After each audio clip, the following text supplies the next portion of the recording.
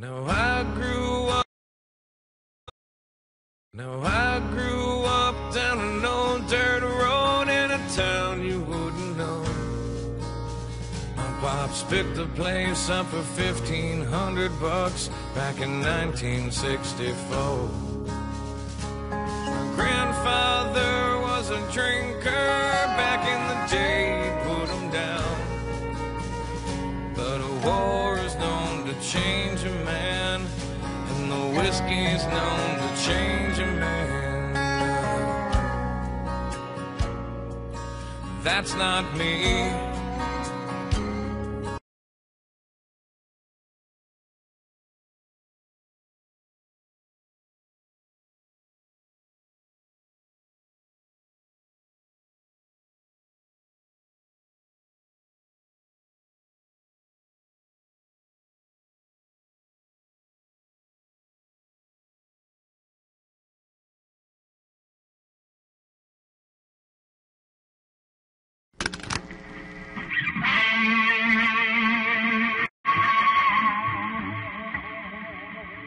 I made the switch to country. I've been talking since 1989. I first heard that Radney Foster record, Del Rio, Texas.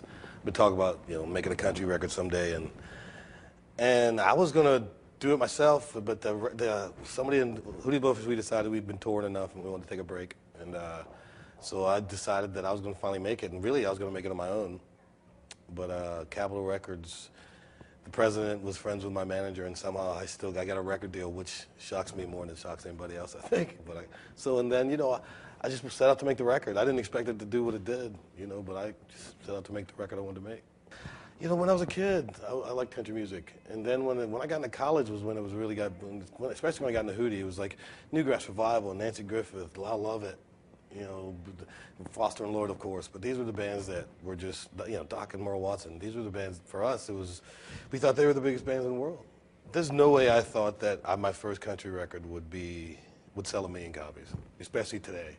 I mean, today 1 million copies means something, it's a big deal today, and there's no way I could have thought that. And, everything that happened with it, the #1s and then the awards and all that stuff, I just didn't, I didn't expect that because there's so many people come over from the pop world and they're all going to make the country album, and I expected to just get lumped in with that. My main goal on the second record, I think, was the main goal, of course, for me always on records is to get the 12, 13 best songs we can get. I'm a song guy and I like songs.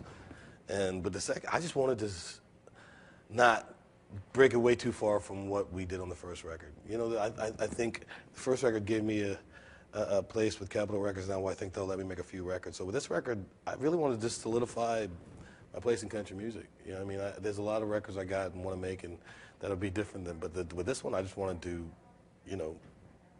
I didn't want to fix it because it wasn't broke.